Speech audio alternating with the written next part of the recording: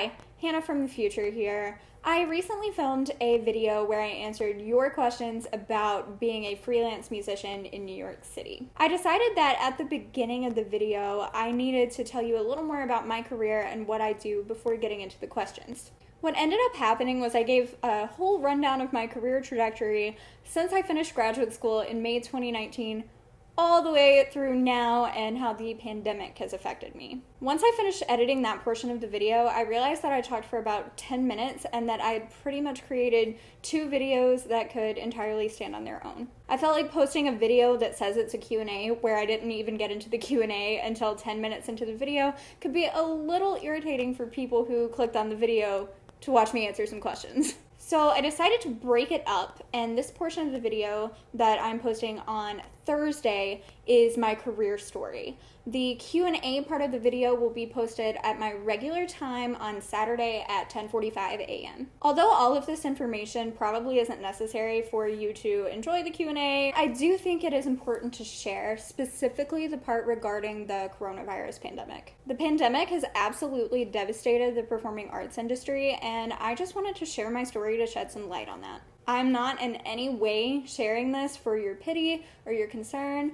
I am doing okay, and I'm in a much more fortunate position than so many other people. My story is just one. There are so many other musicians, actors, stage crew, tech people like Ross, etc., who are really struggling right now and have been completely unable to work since March. I am going to link some organizations aiding people in the arts in the description in case any of you are interested in donating. If you haven't already subscribed and turned on the bell notifications, please do so to be reminded on Saturday at 10:45 a.m. when the Q&A is posted. It's a really fun video and a little more lighthearted than this one, so I really hope you'll tune back in.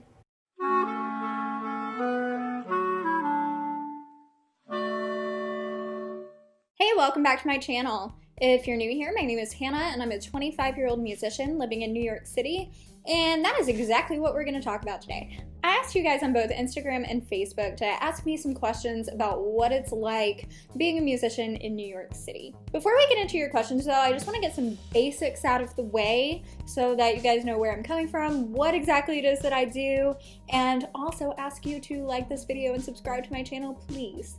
Alright, so I have a master's degree in clarinet performance from the University of Cincinnati's College Conservatory of Music, and I graduated in May 2019.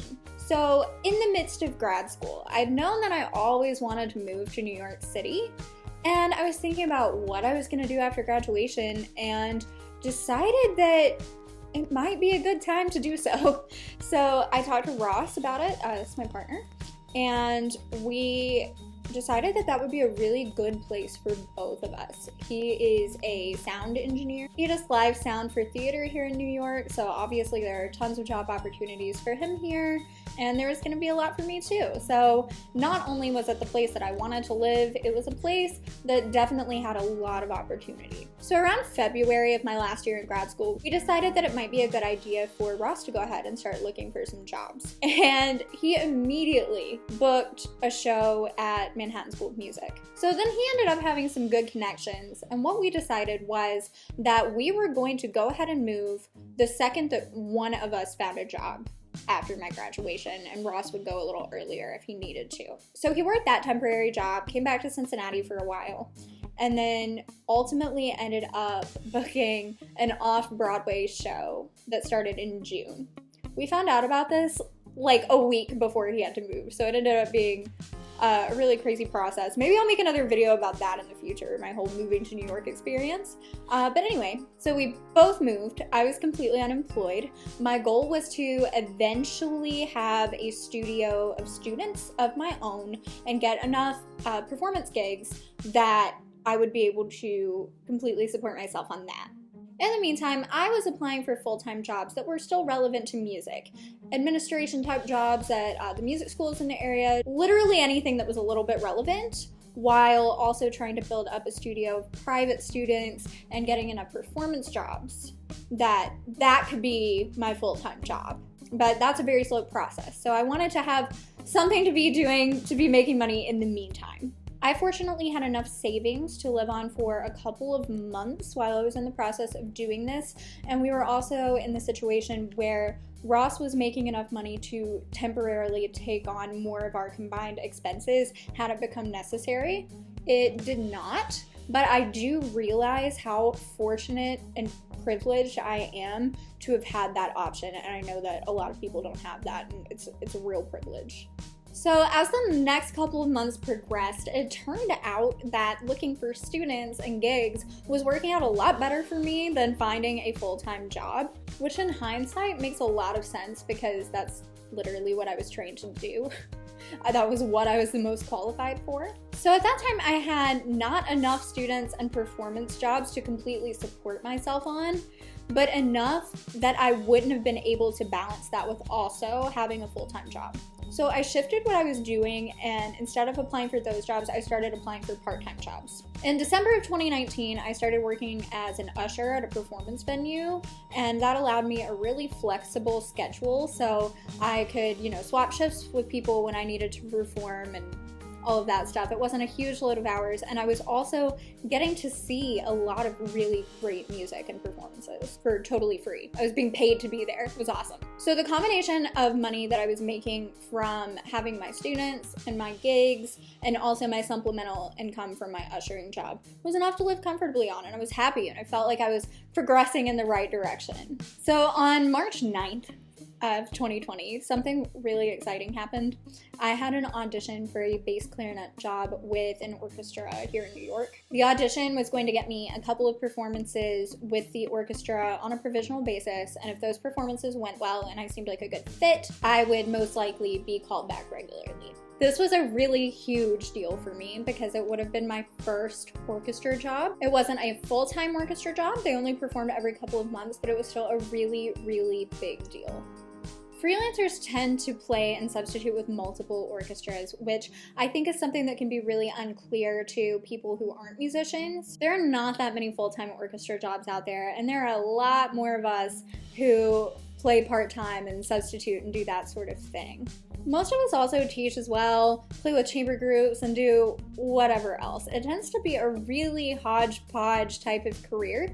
So anyway, I had this audition on March 9th. And I got the job, and I was just over the moon excited. I felt like I was doing something right. I had something good to tell people after months of being like, well, I'm barely scraping by and I'm not getting all these jobs I'm applying for.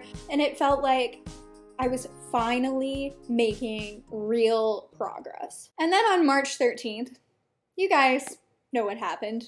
Everything shut down and New York City became the COVID capital of the world. I lost my ushering job because the venue was shut down, obviously. My orchestra job was put on hold. Fortunately, I do still have that whenever we can safely do that again.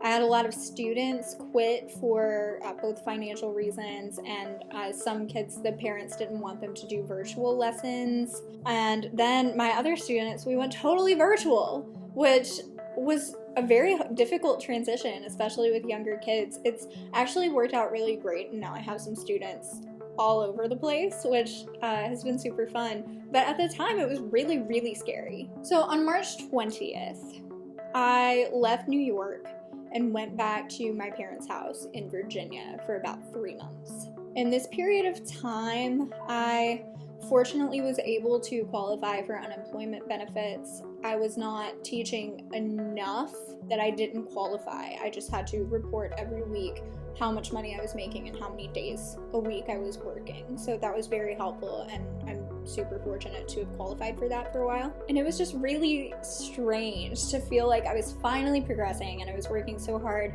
and then suddenly here I am back in my parents' house with no performance jobs in sight. But I did okay with it. I took the time to learn some new skills.